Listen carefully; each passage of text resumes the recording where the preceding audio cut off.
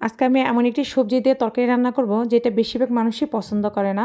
হ্যাঁ, আমি মূলার কথা বলছি।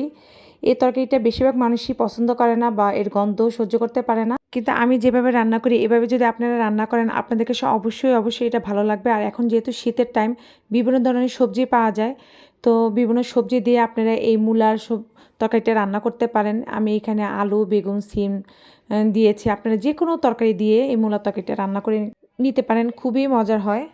তারপর আমি এই তরকারিটা আমি শুটকি দিয়ে রান্না করব। যে কোনো শুটকি নিতে পারেন। তো আমি এখানে চিংড়ি শুটকি নিয়েছি। এটা আমি ভালোমতো গরম পানিতে ভালোমতো ধুয়ে নিয়েছি। তো এখন এটা আমি কিভাবে রান্না করব সেটা আপনাদের সাথে শেয়ার করব। এভাবে করে রান্না করে খাবেন, অনেক মজা লাগে। আর ঠান্ডা ঠান্ডা দিনে এই তরকারিটা যদি এই শুটকি দিয়ে রান্না করা যায় না, খুবই মজা লাগে। তো প্রথমে আমি পাতিলে পরিমাণ তেলের ভিতরে কুচি করা পেঁয়াজ আর কাঁচামরিচ একটু নরম হলে তারপরে এতে আমি লবণ আর ধুয়ে রাখা যে চিংড়ি শুটকি সেটা একটু ভেজে নিব।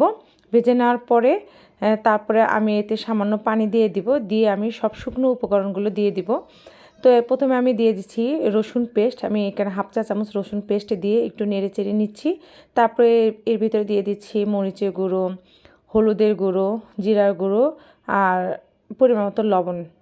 যার যতটুকু প্রয়োজন লবণ বা মরিচ যে পরিমাণে খান সে অনুযায়ী দিয়ে নেবেন। এভাবে করে কিন্তু মূলাটা রান্না করলে এত মজা লাগে, আপনারা শুধু একবার আমার রান্না করাটা দেখে রান্না করে খাবেন, আপনাদের কাছে খুবই ভালো লাগবে। মূলা কোনো গন্ধই থাকবে না। আর মূলাটা খেতে কিন্তু খুবই ভালো লাগে। একটা ঠান্ডা ঠান্ডা তরকারি, এই ঠান্ডার দিনে খেতে কিন্তু খুব ভালো লাগে। তো এখন মশলাটা কষানো হয়ে গিয়েছে চিংড়ি শুটকি সহকারে। তখন এর ভিতরে আমি এই যে তরকারিগুলো সব দিয়ে দিচ্ছি। দিয়ে এখন এই মশলা চিংড়ি শুটকির সাথে ভালো মতো মিশিয়ে আমি এটা এখন ঢেকে কষিয়ে নেব। এখানে কিন্তু অনেক দেখা যাচ্ছে, কিন্তু কষানোর পরে দেখবেন একদম কমে গিয়েছে।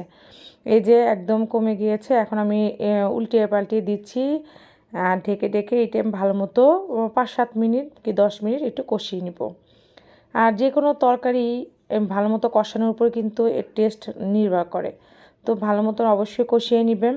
তো এখন আমার এই যে কষানো হয়ে গিয়েছে, আমি একটু নেড়ে চেড়ে দিচ্ছি। এখন এই যে আমার নাড়াচাড়া হয়ে গিয়েছে। আর এভাবে করে তরকারি রান্না করলে আপনি শুধু এইটাই খাবেন। আমার বাচ্চারাও কিন্তু এটা খুব পছন্দ করে। ওরা তো বাচ্চা মানুষ, মূলা তো সবাই খেতে পারে না, কিন্তু ওরা কিন্তু এই তরকারিটা খুব পছন্দ করে। তো আমার তরকারিটা এদিকে কষানো হয়ে গিয়েছে। এখন আমি সামান্য পরিমাণে পানি দিয়ে দিলাম। দিয়ে এটা এখন আমি ঢেকে দিব। ঢেকে দিয়ে এখন এটি শুধু হওয়ার অপেক্ষা। তো এই যে আমি একটু নেড়ে চেড়ে দিচ্ছি, দিয়ে এখন আমি এটা ঢেকে 10-15 মিনিট অপেক্ষা করব পানিটা শুকিয়ে যাওয়ার আগ পর্যন্ত। আর শুটকির তরকারি একটু ঝোল ঝোল রাখবো না, একটু পানিটা শুকিয়ে ফেলবো। এই যে দেখতে পাচ্ছেন বলক চলে এসেছে আর পানিটাও শুকিয়ে গিয়েছে, তরকারিটাও সেদ্ধ হয়ে গিয়েছে। তো এখন আমি একটু নেড়ে চেড়ে দিচ্ছি। তো নেড়ে চেড়ে দেওয়ার পরে এখন আমি এর ভিতরে কুচি করা ধনেপাতা দিয়ে দিলাম, একটু সুন্দর ঘ্রাণ আসবে। আর যেহেতু শীতের সময় তো ধনেপাতা দিলে খুব মজা লাগে। আশা করি আপনারা এভাবে করে এই মূলার তরকারিটা রান্না করে খাবেন, আপনাদের অবশ্যই ভালো লাগবে। আল্লাহ হাফেজ।